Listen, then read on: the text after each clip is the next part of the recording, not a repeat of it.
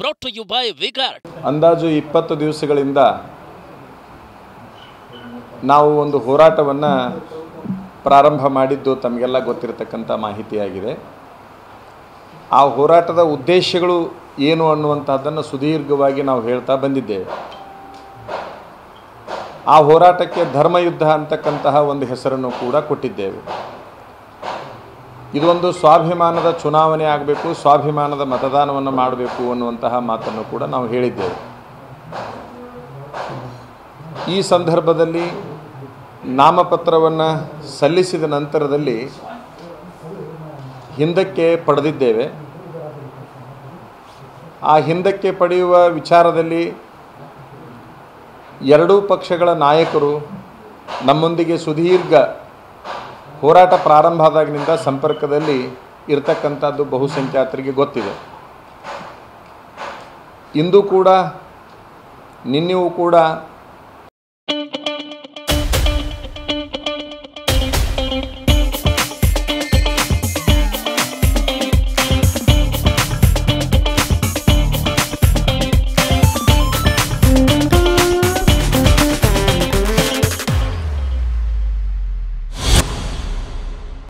BJP ಮತ್ತು ಕಾಂಗ್ರೆಸ್ ಪಕ್ಷದ ನಾಯಕರುಗಳು ನಮ್ಮನ್ನು ಸಂಪರ್ಕ ಮಾಡಿರ್ತಕ್ಕಂಥದ್ದು ಇರುತ್ತದೆ.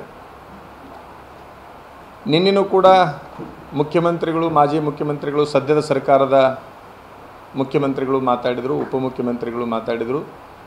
ಜೊತೆಗೆ ಜಿಲ್ಲಾ ಉಸ್ತುವಾರಿ ಸಚಿವರಾದ ಸಂತೋಷ್ ಲಾಡ್ ಅವರು, ಬಹಳಷ್ಟು ಭಕ್ತವರ್ಗದ ಜನ, ಮಠಾಧಿಪತಿಗಳು ಎಲ್ಲರೂ ಕೂಡ ತಮ್ಮ ತಮ್ಮ ವಿಚಾರಗಳನ್ನು ಹೇಳ್ತಾ ಬಂದಿದ್ದಾರೆ. ಎಲ್ಲರ ವಿಚಾರಗಳನ್ನು ಕೇವಲ ಕೇಳ್ತಾ ಅದಕ್ಕೆ ಉತ್ತರಗಳನ್ನು ಕೊಡ್ತಾ ಬಂದಿದ್ದೇವೆ ನಾವು.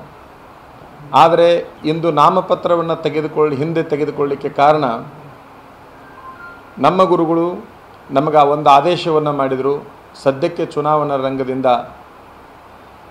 ಈ ಒಂದು ನಾಮಿನೇಷನ್ ಫೈಲ್ ಮಾಡಿರ್ತಕ್ಕಂಥದ್ದನ್ನು ಹಿಂದೆ ಪಡೆಯುವುದು ಉತ್ತಮ ಅಂತಕ್ಕಂತಹ ಒಂದು ಮಾತನ್ನು ಹೇಳಿದ್ದಕ್ಕಾಗಿ ಗುರುಗಳ ವಾಕ್ಯ ಪರಿಪಾಲನೆಗಾಗಿ ಈ ಒಂದು ನಾಮಪತ್ರವನ್ನು ಹಿಂದಕ್ಕೆ ಪಡೆದಿದ್ದೇನೆ. ನಾನು ಸಾರಿದ ಧರ್ಮಯುದ್ಧವನ್ನು ಮುಂದುವರಿಸ್ತೇನೆ. ಹಿಂದೆ ನಾನು ಏನು ಹೇಳಿದ್ದೇನೆ, ಧರ್ಮಯುದ್ಧಕ್ಕೆ ಸಂಬಂಧಪಟ್ಟಂಗೆ ಎಲ್ಲ ನಿಯಮಗಳನ್ನು ಹೇಳಿದ್ದೇನೆ. ಚುನಾವಣೆಯಲ್ಲಿ ಸ್ಪರ್ಧಿಸುವ ಒಂದು ವಿಚಾರವನ್ನು ಬಿಟ್ಟು ಉಳಿದ ಎಲ್ಲ ನಿಯಮಗಳನ್ನು ಮುಂದುವರಿಸ್ತೇನೆ. ಈಗ ಯಾವುದಕ್ಕೆ ಸಪೋರ್ಟು ಅನ್ನೋದಕ್ಕಿಂತ ನಾವು ಹಿಂದೂ ಕೂಡ ಯಾವುದೇ ಪಕ್ಷಕ್ಕೆ ಸಪೋರ್ಟು ಅಂತಕ್ಕಂಥದ್ದನ್ನು ಹಿಂದಕ್ಕೆ ತಗೊಳ್ಳೋದು ಅನ್ನುವಂಥದ್ದನ್ನು ವಿಚಾರವನ್ನು ನಾವು ಎಲ್ಲೂ ಕೂಡ ವ್ಯಕ್ತಪಡಿಸಿಲ್ಲ. ಯಾವುದೇ ಪಕ್ಷದ ಅಭಿಮಾನಿ ಮತ್ತು ವಿರೋಧಿ ಅನ್ನುವಂಥ ವಿಚಾರವನ್ನು ನಾವು ವ್ಯಕ್ತಪಡಿಸಿಲ್ಲ.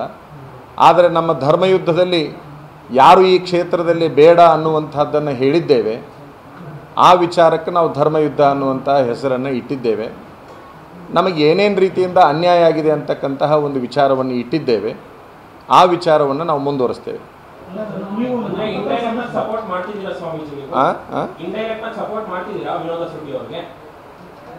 ಯಾರಿಗೆ? ಈಗ ನಮಗೂ ಸಪೋರ್ಟ್ ಮಾಡಿರಿ ಅಂತ ಎರಡೂ ಪಕ್ಷದವರು ನಮ್ಮ ಮುಂದೆ ಬೇಡಿಕೆಯನ್ನು ಇಟ್ಟಿದ್ದಾರೆ.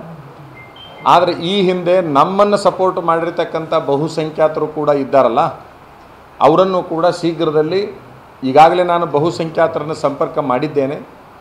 ಇನ್ನೊಂದು ಸುತ್ತಿನ ಅವರು ಮಾತುಕತೆಯನ್ನು ಮಾಡಿಕೊಂಡು ನಮ್ಮ ಅಂತಿಮ ತೀರ್ಮಾನವನ್ನು ನಾವು ಮಾಡ್ತೀವಿ.